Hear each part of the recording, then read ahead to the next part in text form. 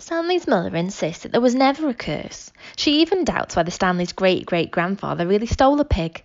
The reader might find it interesting, however, that Stanley's father invented his cure for foot odour the day after the great-great-grandson of Elia Yelnats carried the great-great-great-grandson of Madame Zeroni up the mountain. The Attorney General closed Camp Green Lake. Miss Walker, who was in desperate need of money, had to sell the land which had been in her family for generations. It was bought by a national organisation dedicated to the well-being of young girls. In a few years, Camp Green Lake will become a Girl Scout camp. This is pretty much the end of the story.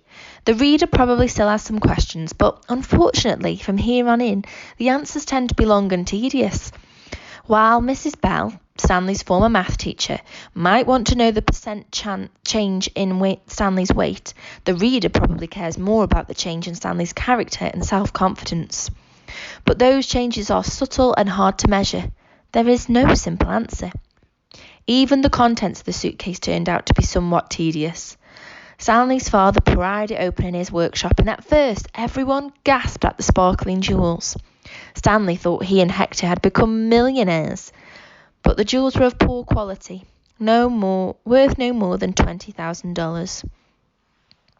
Underneath the jewels was a stack of papers that had once belonged to the first Stanley Yelnats.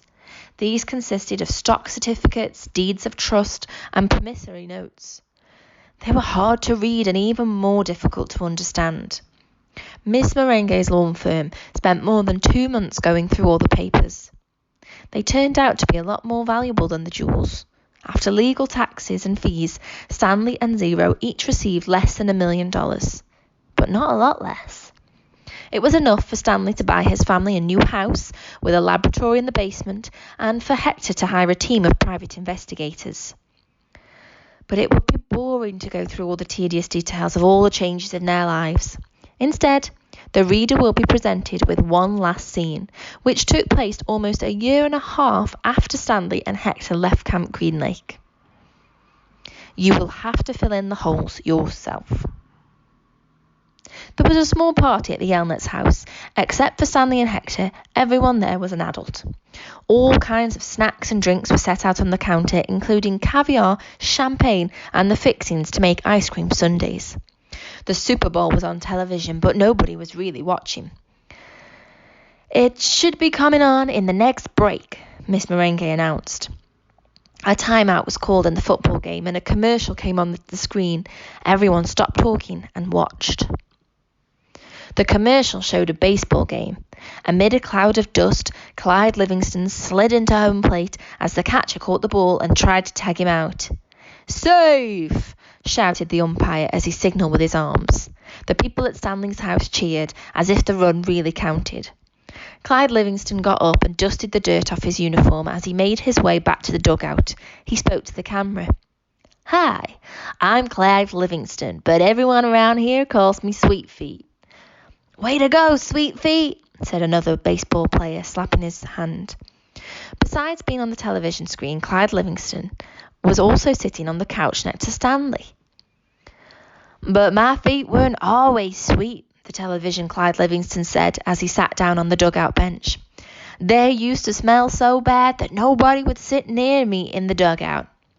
"They really did stink," said the woman sitting on the couch on the other side of Clyde. She held her nose with one hand and fanned the air with the other. Clyde hushed her. "Then a teammate told me about Sploosh," said the television Clyde. He pulled a can of Sploosh out from under the dugout bench and held it up for everyone to see. "I just spray a little on each foot each morning, and now I really do have sweet feet. Plus, I like the tingle." "Sploosh," said a voice. "A treat for your feet. Made from all natural ingredients, it neutralizes odor-causing fungi and bacteria. Plus, you'll like the tingle." Everyone at the party clapped their hands. "He wasn't lying," said the woman who sat next to Clyde. "I couldn't even be in the same room with his socks." The other people at the party laughed. The woman continued, "I'm not joking, it was so bad." "You've made your point," said Clyde, covering her mouth with his hand. He looked at Stanley. "Will you do me a favour, Stanley?" Stanley raised and lowered his left shoulder. I'm going to get more caviar, said Clyde. Keep your hand over my wife's mouth. He patted Stanley on the shoulder as he rose from the couch. Stanley looked uncertainly at his hand, then at Clyde Livingston's wife. She winked at him. He felt himself blush and turned away toward Hector, who was sitting on the floor in front of an overstuffed chair. A woman sitting in the chair behind Hector was absent-mindedly fluffing his hair with her fingers. She wasn't very old, but her skin had a weathered look to it, almost like leather. Her eyes seemed weary, as if she'd seen too many things in her life that she didn't want to see. And when she smiled, her mouth seemed too big for her face.